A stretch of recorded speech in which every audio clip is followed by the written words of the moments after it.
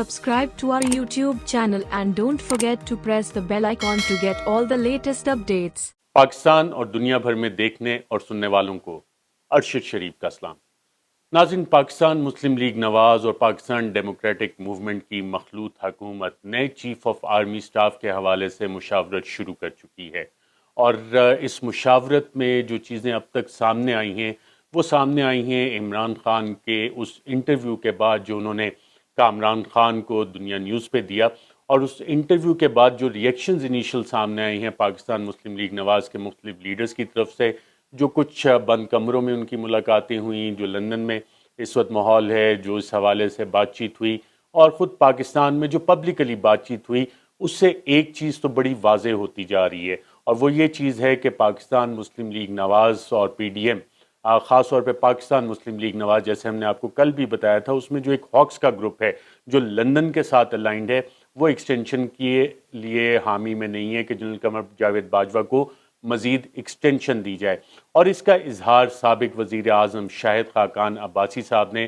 कल आज शाहज़ेब खानज़ादा के साथ प्रोग्राम में किया और उन्होंने बड़ा वाज़ेह कहा कि ना ये मुल्क के मुफाद में है ना ये फ़ौज के मुफाद में है कि जनरल कमर जावेद बाजवा को मज़ीद एक्सटेंशन दी जाए। शाहिद खाकान अब्बासी साबिक वज़ीर आज़म मियाँ नवाज़ शरीफ के इंतहाई क्लोज कन्फाइडेंट हैं और जब मियाँ नवाज़ शरीफ ने बतौर वज़ीर आज़म अपना ओहदा छोड़ा सुप्रीम कोर्ट के फैसले के बाद, तो उन्होंने अपने छोटे भाई को वज़ीर आज़म नहीं बनाया। एतमाद इतना है शाहिद खाकान अब्बासी पे कि शाहिद खाकान अब्बासी साहब को वज़ीर आज़म बनाया गया और शाहिद खाकान अब्बासी ने हमेशा मियाँ नवाज़ शरीफ का जो ट्रस्ट है, जो एतमाद है, उसे बरकरार रखा, चाहे 1999 का मामला हो या कि वजारत उज़्मा के हवाले से। ये उन चंद सीनियर रहनुमाओं में से शामिल होते हैं जो कि मियाँ नवाज़ शरीफ साहब के इंतहाई करीब समझे जाते हैं और शाहिद खाकान अब्बासी जो उनका कॉर्पोरेट एक्सपीरियंस है, जो उनका पॉलिटिकल एक्सपीरियंस है, उसमें पार्टी उनकी बातचीत को वेट भी काफ़ी ज़्यादा देती है। तो उन्होंने तो बड़ा वाज़ेह कर दिया कि जनाब ना फ़ौज के मुफाद में है ना मुल्क के मुफाद में है कि मज़ीद एक्सटेंशन दी जाए। जबकि इमरान खान कहते हैं कि जो भी नया आर्मी चीफ आएगा, अगर पाकिस्तान मुस्लिम लीग नवाज़ या PDM उन्हें अपॉइंट करती है एक ऐसी लीडरशिप जो लंदन में कन्विक्टेड है या जिन पे मनी लॉन्ड्रिंग के चार्जेस हैं, तो नए आर्मी चीफ को ये बजाते खुद कंट्रोवर्शियल कर देंगे। और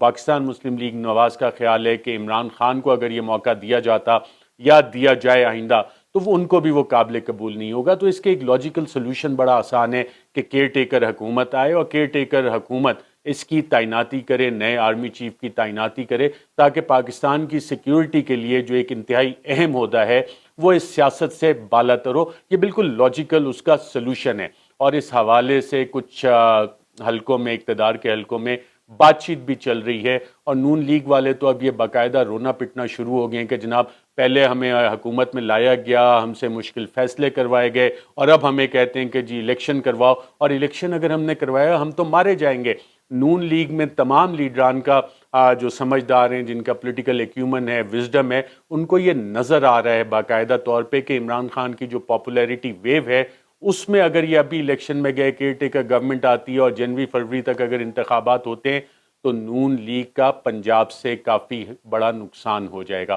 पाकिस्तान पीपल्स पार्टी कंफर्टेबल बैठी है और इस वक्त पाकिस्तान मुस्लिम लीग नवाज़ में सोच ये है कि माजी में मियाँ नवाज शरीफ साहब जिन्होंने तकरीबन 5 आर्मी चीफ उनकी अपॉइंटमेंट की और उसमें हमेशा एक कंसिडरेशन ये होती थी कि शायद ये हमारी सपोर्ट करेंगे, शायद ये हमारा अपना बंदा है, शायद, और जिस तरह से माजी में लॉबी होती रही मियाँ नवाज शरीफ साहब के साथ, कभी शुजात अजीम ने उसमें किरदार अदा किया, कभी मोहम्मद ज़ुबैर ने, कभी इरफान सिद्दीकी या दीगर जो जानने वाले लोग हैं उन्होंने, तो अब एक कंसेंसस पाया जाता है। Even defence minister Khawaja Asif साहब, उन्होंने एक दो लोगों से जब बातचीत की तो उनको बड़ा वाज़ेह कहा कि यार माजी में जो हमने एक्सपेरिमेंट किया उसके नताइज अच्छे नहीं आए, तो इस दफ़ा हमारी कोशिश है कि सीनियरिटी लिस्ट पे जो भी टॉप पे होगा उन्हीं को अपॉइंट कर दिया जाए। अब ये एक इंतहाई अहम सवाल है कि सीनियरिटी लिस्ट पे जो अपॉइंटमेंट है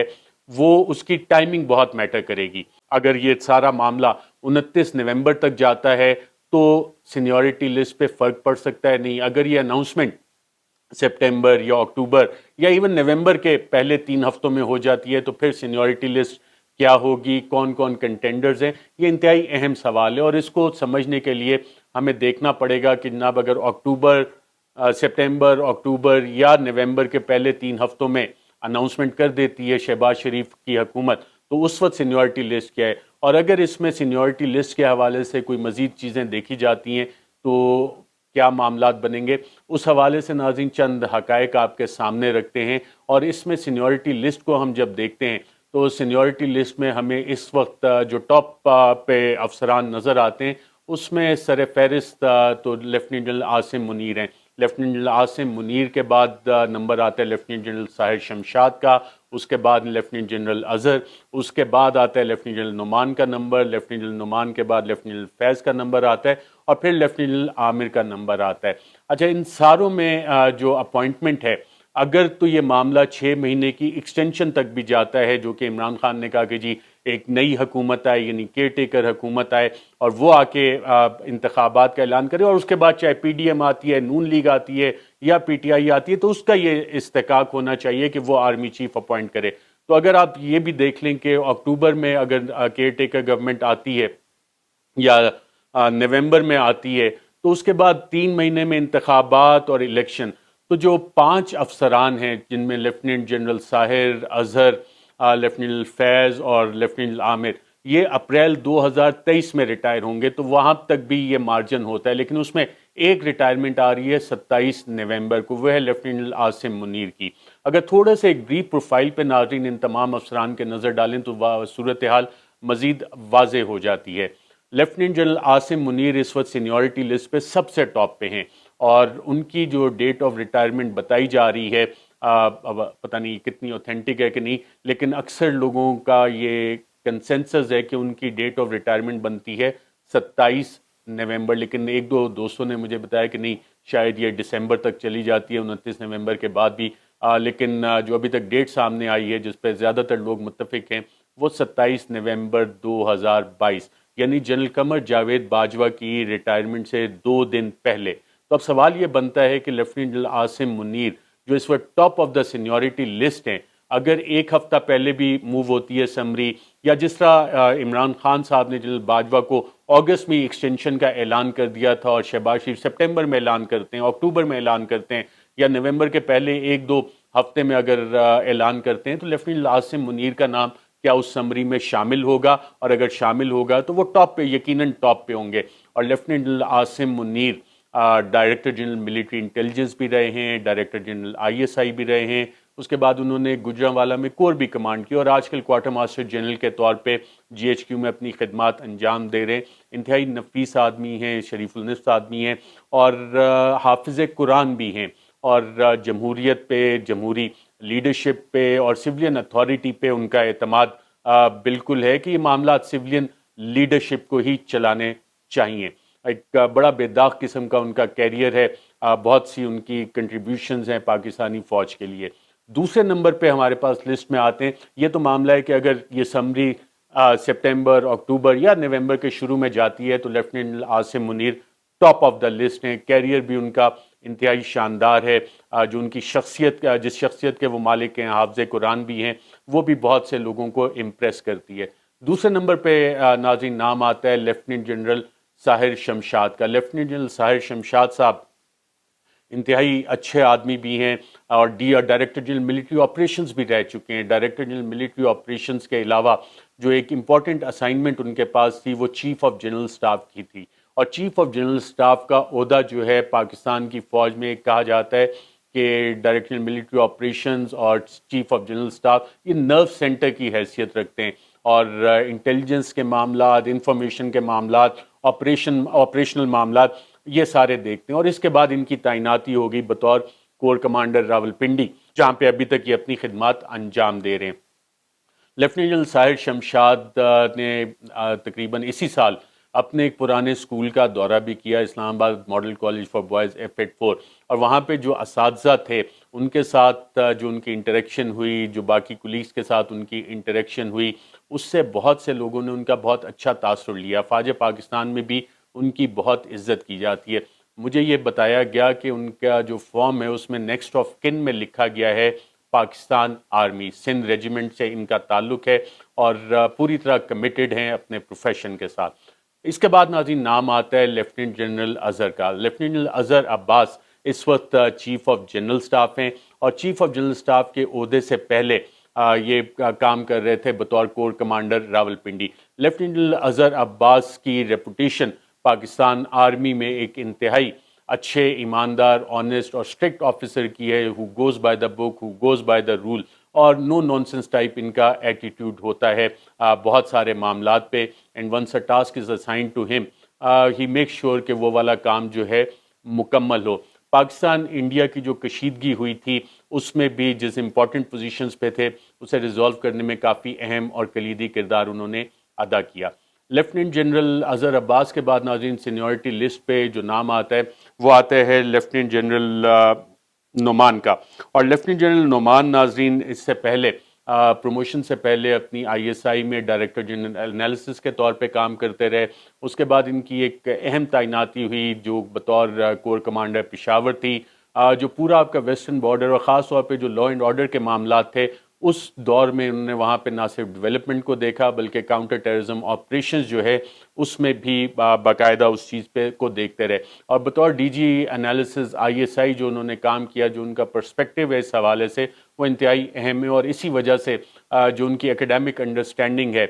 جو ان کی آپریشنل انڈرسٹینڈنگ ہے معاملات کی، آج کل پریزیڈنٹ این ڈی یو کے طور پہ کام کر رہے ہیں۔ لیفٹیننٹ جنرل نعمان کے بعد ناظرین نام آتا ہے لیفٹیننٹ فیض حمید کا۔ لیفٹیننٹ فیض حمید جنرل باجوہ کے چیف آف سٹاف بھی رہ چکے ہیں، جی او سی پنو عاقل رہ چکے ہیں، ڈائریکٹر جنرل کاؤنٹر انٹیلیجنس رہ چکے ہیں آئی ایس آئی میں، اس کے بعد director general I S I D G I S I بھی رہے ہیں، اور پھر انہوں نے کمانڈ کی بطور کور کمانڈر پشاور، اور کور کمانڈر پشاور سے پھر انہیں تعینات کر دیا گیا کور کمانڈر بہاولپور۔ ان کے دور میں جو ایک سب سے انٹرسٹنگ چیز ہوئی تھی، اور پھر انہوں نے کابل کا دورہ بھی کیا، اور وہاں پہ چند انہوں نے کمنٹس دیے تھے جو کہ انٹرنیشنل ہیڈ لائنز بنی، اور کہا جاتا ہے کہ lieutenant general Faiz Hameed on the job ہوتے ہیں، کوئی بھی معاملہ ہو اگر کہیں پہ پھنس جائے تو he has a solution to every problem, اور وہ اس کا سولوشن نکال لیتے ہیں۔ لیفٹیننٹ جنرل فیض حمید کے بعد ناظرین نمبر آتا ہے لیفٹیننٹ جنرل عامر کا، اور لیفٹیننٹ جنرل محمد عامر اس وقت پوسٹڈ ہیں کور کمانڈر گجرانوالہ کے طور پہ، اور اس سے پہلے امپورٹنٹ اسائنمنٹس پہ تعینات رہے ہیں۔ ماضی میں یہ سابق صدر آصف زرداری کے ملٹری سیکرٹری بھی رہے ہیں، جس طرح ایک دور میں سابق chief of the army staff general Ashfaq Parvez Kayani محترمہ بے نظیر بھٹو کے ملٹری سیکرٹری رہے تھے۔ یہ تو ناظرین سینیورٹی لسٹ بنتی ہے کہ اگر آپ 6 مہینے کے لیے ایکسٹینشن جنرل باجوہ کو نہیں دیتے، نئے انتخابات نہیں ہوتے، اور 29 نومبر کو چینج آف کمانڈ ہونی ہے۔ جو چینج آف کمانڈ ناظرین 29 نومبر کو ہونی ہے، اس میں ایک اور اہم عہدہ جو ہے chairman joint chief of staff committee کا، اس پہ جنرل ندیم وہ بھی ریٹائر ہو رہے ہیں، اور ان کی ڈیٹ آف ریٹائرمنٹ کا مطلب یہ ہے کہ 27، 28، 29 یہ 2 اہم تعیناتیاں جو ہیں وہ نومبر کے مہینے میں ہونی ہیں، اور اگر سینیورٹی پرنسپل کو فالو کیا جاتا ہے تو بہت سے لوگوں کا خیال یہ ہے کہ لیفٹیننٹ جنرل ساحر شمشاد یقیناً یا تو chairman joint chief of staff بنیں گے یا chief of the army staff بنیں گے، اور اگر یہ سمری پہلے موو ہوتی ہے اور سینیورٹی لسٹ اور میرٹ کو جس طرح وہ فالو کرنے کی بات کر رہی ہے، پاکستان مسلم لیگ نواز اپنے ماضی سے ایک بریک کرنے کی بات کر رہی ہے، اتحادیوں سے بھی انہوں نے مشورہ لینا ہے، تو لیفٹیننٹ جنرل عاصم منیر کے بارے میں کہا جا رہا ہے کہ وہ chief of the army staff بننے کے ایک سٹرونگ کنٹینڈر بھی ہو سکتے ہیں۔ لیکن اگر اس میں سینیورٹی لسٹ اور 1-2 دن کو آگے پیچھے کر کے سمری موو کی جاتی ہے اور ان کا نام اس میں شامل نہیں ہوتا، تو پھر جو میں نے آپ کو معاملات بتائے ہیں کہ سینیورٹی لسٹ میں کون کون آتا ہے، وہ چیزیں ہمیں دیکھنا پڑیں گی کہ وہ تعیناتی کس طرح سے ہوتی ہے۔ ناظرین یہ تو ہو گئی اہم معاملہ جس کے گرد اس وقت پاکستان کی ساری سیاست گھوم رہی ہے، اور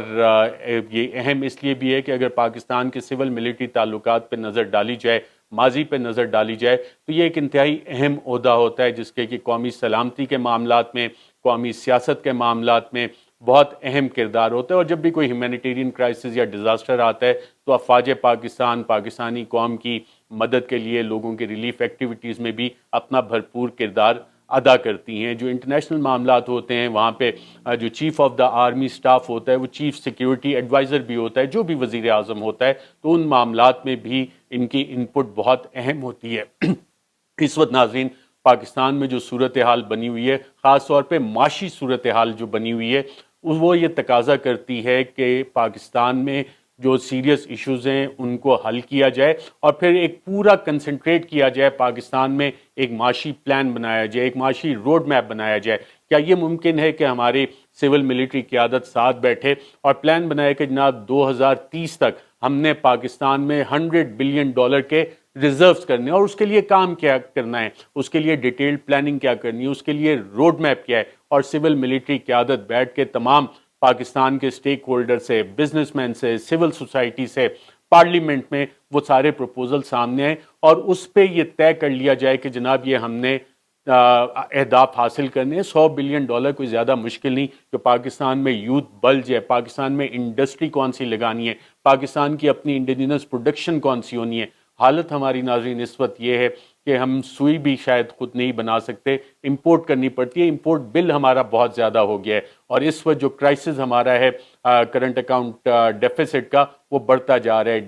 جو روپے کی قدر ہے وہ کم ہوتی جا رہی ہے، اور معاشی مشکلات لوگوں کی بڑھتی جا رہی ہے۔ IMF بار بار وارن کر رہا ہے کہ پاکستان کی اکانومی رسک پہ ہے، ورلڈ بینک وارن کر رہا ہے، وارننگ دے رہا ہے کہ پاکستان کی جو میکرو اکنامک سٹیبلٹی ہے وہ شدید خطرات میں ہے، اور اس کے لیے ہمیں پالیسی ڈیسیجنز لینے، لیکن اس وقت پاکستان کی جو ساری سیاست ہے اس کا شاید ان چیزوں پہ فوکس نہیں ہے۔ حکومت کا اس وقت سارا کا سارا فوکس یہ ہے کہ عمران خان کو کس طرح سائیڈ لائن کرنا ہے، اور کل بھی سیف اللہ نیازی جو انتہائی قریب ہیں عمران خان کے، ان کے گھر پہ چھاپا مارا گیا، اور جو FIA کا نوٹس اگر آپ دیکھیں تو اس میں کہا گیا کہ جو نامنظور.com ویب سائٹ ہے وہ اللیگلی آپریٹ کر رہی ہے، اور یہ وہ ویب سائٹ ہے جس پہ کہ پاکستانیوں سے اپیل کی گئی کہ پاکستان تحریک انصاف کی سیاسی ایکٹیویٹیز کے لیے اپنے فنڈز دیں، اور پاکستان تحریک انصاف ناظرین اس پہ عمران خان پہ لوگوں کا اعتماد یہ کہ انہوں نے ٹیلی تھون کیے، حکومت نے اسے بلیک آؤٹ کرنے کی کوشش بھی کی، لیکن پھر بھی تقریباً 10 ارب روپے سے زائد کی پلیجز پاکستانیوں نے کی، پاکستانی امریکنز نے اس میں پلیج کیا، اور دوسری طرف حکومت اور اس کے ہینڈلرز انہوں نے بھی اپیلیں کی تھیں، ابھی تک انہوں نے شرمندگی سے یہ نہیں بتایا کہ اس میں پاکستانیوں نے کتنا کنٹریبیوٹ کیا۔ خدشات یہ بھی ہیں کہ فواد چودھری اور مراد سعید ان کے خلاف بھی کوئی کارروائی کی جائے گی۔ ملک میں جو اس وقت ناظرین لا اینڈ آرڈر کی سچویشن بن چکی ہے، اس پہ آئندہ تفصیل سے بات کریں گے کہ سوات میں ملیٹنسی دوبارہ سے کیسے سر اٹھا رہی ہے، جو قبل میں سوسائڈ اٹیک ہوا جس میں پاکستانی پولیس مین شہید ہوئے، کوہاٹ میں حملہ ہوا جس میں ہمارے پاکستانی لا انفورسمنٹ ایجنسیز اور دیگر لوگ شہید ہوئے، کہ کڈنیپنگ فار رینسم دوبارہ سے سر اٹھا رہی ہے، کراچی میں لا اینڈ آرڈر سچویشن ہاتھ سے نکل جا رہی ہے، شہریوں کو کہہ دیا گیا ہے اپنی مدد آپ کریں، تو یہ لا اینڈ آرڈر کے معاملات سڈنلی بگڑتے کیوں جا رہے ہیں، اس پہ انشاءاللہ پھر آپ سے تفصیل کے ساتھ بات کریں گے۔ ابھی فی الحال کے لیے اتنا ہی، اپنا خیال رکھیے گا، اجازت دیجیے، اللہ حافظ۔ Subscribe to our YouTube channel and don't forget to press the bell icon to get all the latest updates.